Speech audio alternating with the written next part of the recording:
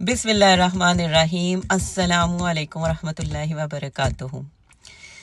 कल मेरे साथ एक बहुत खूबसूरत बात हुई, मैंने सोचा आप सबके साथ भी शेयर कर दी जाए। मैं अपने घर की क्लोज मस्जिद गई और वहाँ पर एक माँ जी हैं जिनसे मेरी अच्छी सलाम दुआ, अराउंड 80 ईयर्स होंगी वो, एंड शी इज़ विडो, तो उनसे मेरी अच्छी सलाम दुआ पिछले कई महीनों से है। तो कल मेरी उनसे तकरीबन 1.5 माह के बाद मुलाकात हुई, क्योंकि रमज़ानुल मुबारक में मैं एक डिफरेंट मस्जिद में थी।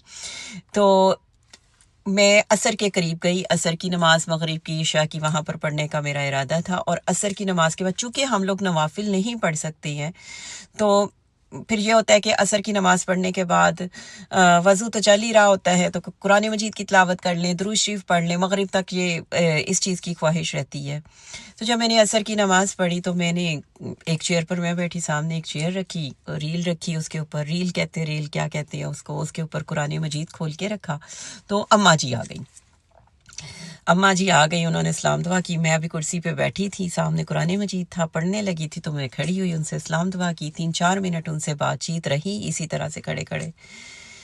तो उनको ना, उन्होंने कहा कि मुझे तो तुम्हारे साथ बातें करके बड़ा मज़ा आ रहा है, मैं कुर्सी लेकर आती हूँ। मैंने कहा अच्छा ठीक है। अब अंदर से मैं सोच रही हूँ कि मैंने कुरान मजीद खोला है और मैं कुरान की तिलावत करना चाहती हूँ, और इन अम्मा जी का जो है बाकायदा तौर पे गपशप लगाने का प्रोग्राम बना, मतलब चेयर लेकर आ रही हैं। पर अब क्या किया जाए कि क्योंकि वो जिस एज के हिस्से में है, इस टाइम पर दिल करता है कि कोई आपके साथ बैठा हो, आपके साथ बातें करे। तो मैं इस कैफियत को समझते हुए मुझे समझ नहीं आ रहा, मैंने कहा चलें ठीक है आप आ जाए। वो आ गई, कुरान मजीद सामने है, तो मुझे थोड़ी एक मिनट और हमने बात की। तो मुझे कहती है कुरान मजीद जड़ा ना एनू बंद करके रखता है, क्योंकि ऐसी तो अपनियां गल्लां च लगे हुए हैं।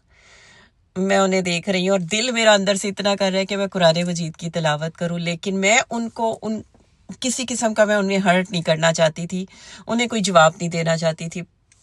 ना चाहते हुए भी मैंने कुरान मजीद को बंद किया और एक तरफ रखा। अल्लाह ताला मुझे माफ़ करे, बगैर तिलावत के ही मुझे रखना पड़ा, लेकिन अल्लाह ताला दिलों के हाल बेहतर जानता है। तो हम लोग बातें करने लग गए। तो जब से मैं उम्रे से आई हूँ, मेरा दिल करता है उम्रे की बातें हों, मैं उम्रे की बातें करूँ, मेरे साथ सामने वाला उम्रे की बातें करे, मक्का मदीना की बातें होती रहें। तो अम्मा जी के साथ जब बातचीत मेरी शुरू हुई, तो बातों बातों में ना एक बात मैंने उनसे जब की ना, मैंने कहा कि चले तो हम गए हैं, हाज़िरी भी हो गई हमारी, अल्लाह ताला हमारी माफ़ी कर दे, और अल्लाह ताला हमारी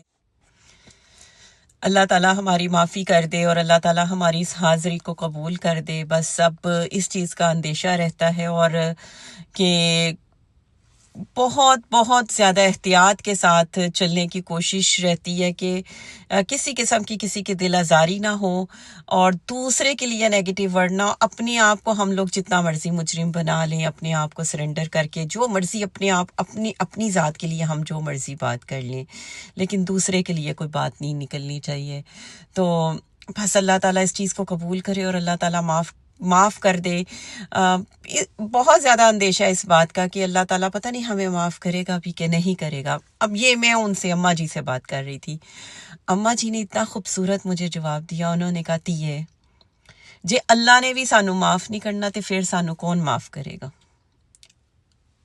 उनका कुछ ऐसा अंदाज था इस जुमले में कि मुझे ऐसे लगा कि माफ़ करने वाली ज़ात है वो अल्लाह ताला, और अल्लाह ताला की ज़ात में आपको माफ़ करने के अलावा आपको कोई एलिमेंट, बीइंग अ मुस्लिम, हम लोगों को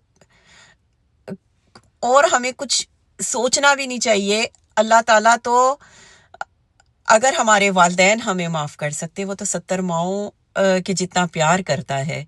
और जिस तरीके से अम्मा जी ने बात की, शायद कि मैं वो लहजा नहीं बना सकती, या मैं उस अंदाज में बात नहीं कर सकती, या बता नहीं सकती हूँ कि वो इतनी बात करके मेरे पास से जब चली गई, और मैं सोचती रही कि उन्होंने कितनी गहरी बात की है कि अगर उसने हमें माफ़ नहीं करना तो हमें कौन माफ़ करेगा। तो मुझे बहुत अच्छी लगी, मुझे बहुत अट्रैक्ट की ये बात कि इस बात से एक दिल के अंदर एक इतने ज़्यादा इमोशंस पैदा हुए कि अल्लाह ताला ने हमें माफ़ करना ही करना है। تو ان کی بات سے اگر میرے دل میں یہ چیز پیدا ہوئی تو میرا بہت دل کیا کہ میں آپ سب کے ساتھ بھی شیئر کروں، تاکہ ہم اللہ تعالیٰ کی اس صفت کے ساتھ جو اللہ تعالیٰ غفور الرحیم ہے، اس کے اوپر ہم لوگ کامل یقین رکھیں اور اپنے گناہوں کی معافی دن رات اس سے مانگتے رہیں۔ انشاءاللہ تعالیٰ العزیز ہمیں ہمارا خدا جو ہے وہ معاف کرے گا اور ہماری بخشش کرے گا۔ آمین ثم آمین۔